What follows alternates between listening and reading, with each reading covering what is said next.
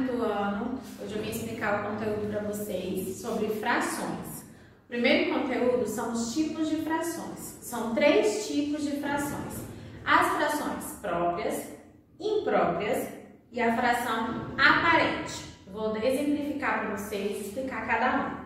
A fração própria, o numerador é menor que o denominador. Aí eu tenho aqui como exemplo 4 sétimos. O numerador, que é o número de cima, é menor que o denominador. Ou seja, a quantidade de partes divididas é maior do que a quantidade de partes que eu ocupo.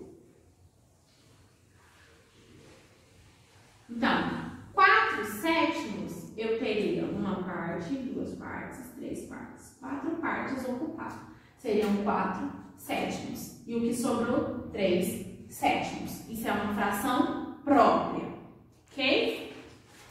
A fração imprópria, o numerador é maior ou igual ao denominador. Eu tenho 6 quartos. Ou seja, eu teria 2 partes divididas em 4.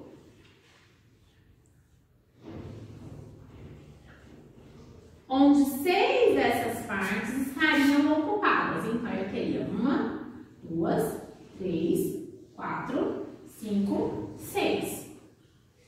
6 quartos. Então, é uma fração imprópria. Poderia também ser uma quantidade igual. Se eu tivesse, por exemplo, 4 quartos. Que aí também seria uma fração imprópria. Eu teria todas as 4 partes do meu quarto ocupadas. E eu tenho a fração aparente. Na fração aparente, o numerador eu posso dividi-lo pelo denominador, que é o caso de 12 terços. Se eu dividir 12 por 3, eu teria 4. Então, eu tenho 4 inteiros. Então, se chama fração aparente. Quando o numerador, o número de cima, pode dividir pelo número do denominador, que é o número de baixo. Dá uma divisão exata. Então, 12 terços é igual a 4 inteiros. Agora, nós vamos falar sobre números mistos. O que são números mistos? É um número onde eu tenho uma parte inteira e uma parte fracionada, certo? Se eu tenho 5 quintos, eu tenho um inteiro, porque todas as partes do meu quinto estão ocupadas.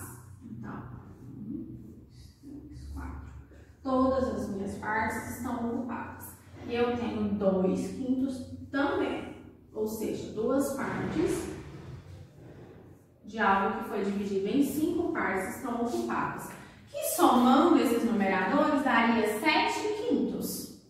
Ou seja, eu tenho 2 partes aqui divididas em 5 e ocupadas 7 quintos. Eu posso transformar isso também em um inteiro, que é essa parte aqui que eu ocupei toda, e 2 quintos, que é essa parte fracionada. Então, isso é um número misto, certo? Eu somei aqui os meus numeradores, deu 7 quintos, e transformei num número misto. Um inteiro, que é a parte ocupada por inteiro, e uma parte que vai ficar como fração, porque aí eu tenho 2 quintos, ok? Muito simples essa parte aqui. Agora nós vamos falar sobre as frações equivalentes. Equivalentes vem de equivale a algo, a mesma coisa. São frações que representam a mesma parte de um inteiro. Se eu tenho aqui uma pizza e eu dividi ela ao meio e comi a metade, um meio, né? A metade. Mas eu poderia ter dividido essa pizza em 4 partes, comido 2 partes dessas 4 partes, mas a a divisão seria a mesma. A quantidade que eu comi seria a mesma. Eu só dividi em partes diferentes. Aqui eu dividi em 2 partes e aqui eu dividi em 4 partes. Então, eu teria 1/2 ou 2/4. Para obter essa fração equivalente, eu posso multiplicar aqui por 2, que daria 1 vezes 2, 2. 2 vezes 2, 4. Eu estaria fazendo a fração equivalente para cima, aumentando a quantidade de partes onde ela foi dividida e a parte onde eu comi. Agora eu posso fazer também o contrário, só que dividindo. 2 dividido por 2 dá 1, 4 dividido por 2 dá 2. Transformei ela em equivalente para 1/2.